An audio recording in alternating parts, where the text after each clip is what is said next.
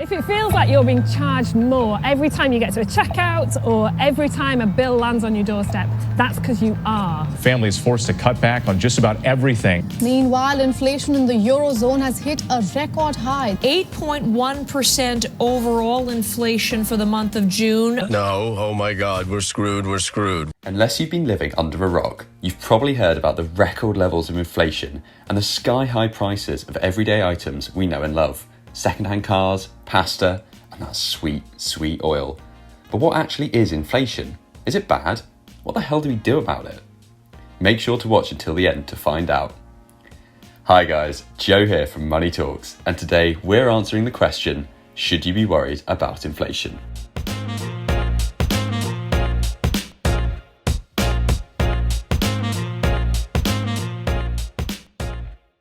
Inflation is the rate at which the purchasing power of money declines over time.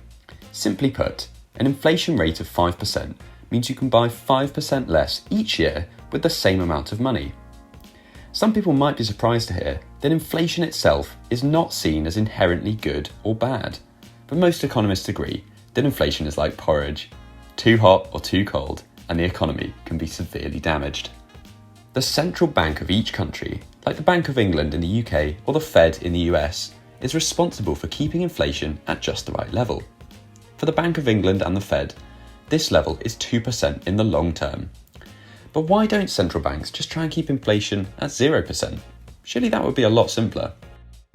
Well, deflation, just negative inflation, can be much more damaging to the growth of an economy than inflation. That's a lot of damage! And so this 2% target provides a margin for error in case unexpected shocks occur, like the COVID-19 pandemic. The fact that deflation is more damaging than inflation makes logical sense, since us humans are innately resistant to moving backwards. The pain you feel from getting a 10% pay cut would be much more severe than the gain from a 10% pay rise. This 2% target allows stable prices and maximum employment to be achieved, which in turn provide the best environment for economic growth, the primary mandate of central banks. Let's take a step back for a second and think about why economic growth is important.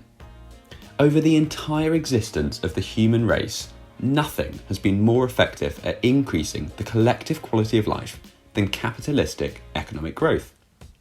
Every single advanced economy owes itself to this ideology.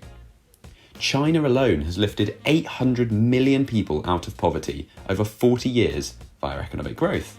And this is why fiscal and monetary policy in advanced economies revolves around this ultimate end goal. Back to inflation. So we know why deflation should be avoided, but what's the issue with high inflation? If a little inflation is a symptom of a healthy economy, why is 9% plus like we're seeing in the US, UK and Europe bad? 2 words, inflationary spiral. When inflation is high for an extended period of time, say a couple of years, it starts to get embedded in people's expectations. If it costs you 9% more to rent your flat and buy your groceries, you're going to demand a pay rise to reflect the rising cost of living. Companies pass on this cost to the consumer by raising prices. Higher prices mean you demand a higher salary, which means higher prices. I think you get the picture. If this wage price spiral continues without central bank intervention, an economy could enter hyperinflation, where prices and employment are so unstable that the economy collapses. Clearly something that should be avoided. Even if this doesn't occur, high inflation disproportionately affects the poor, since those with lower incomes have no cushion against a higher cost of living.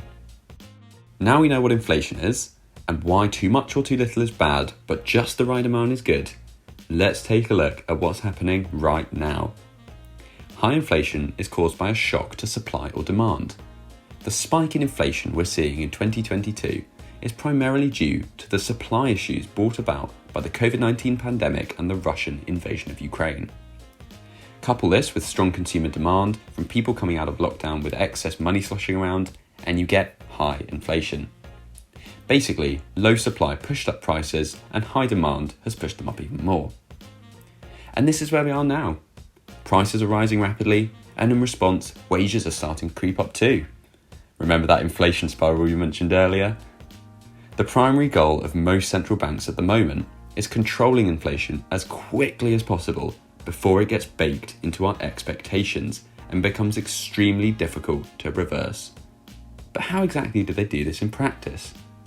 I'm glad you asked. There are two main tools central banks use to control inflation. The conventional way is through interest rates. When inflation is high due to consumer demand, central banks raise the base rate of interest. The central bank is just like a bank for banks. It's where other financial institutions borrow and deposit money, like you would at your high street bank.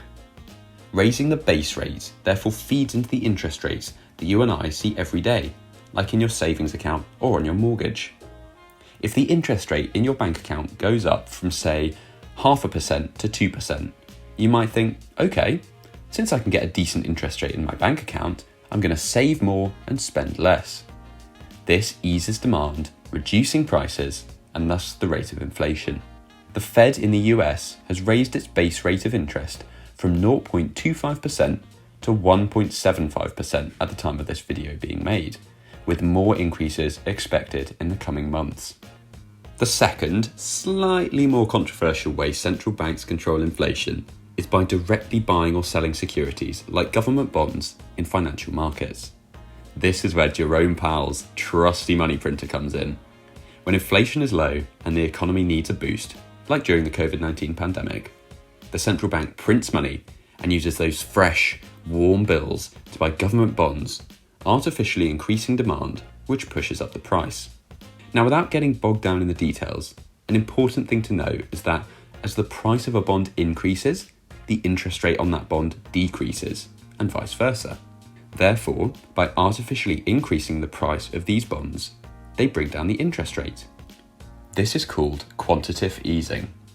Between 2020 and 2022, the Fed doubled its balance sheet by buying over $4.5 trillion of securities in an attempt to stimulate the economy.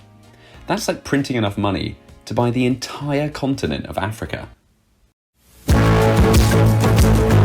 So what can they do now that inflation is sky high? Sell it all. Flooding markets with this huge supply of bonds will drive down their price and increase the interest rate, leading in theory to a similar result to increasing the central bank base rate. Easy peasy lemon squeezy. And this is exactly what central banks have started doing, albeit very slowly. The big question now is, will this all actually work? And that's a great question, but unless you can time travel, the answer is impossible to know. If you're watching this months or years in the future, let me know what the inflation rate is in your country, and we'll see how well central banks did their job. That's all for today, folks. If you found this video interesting, leave a like and subscribe to see more like it. It helps out the channel a ton. Thanks for watching Money Talks, and as always, have a great day.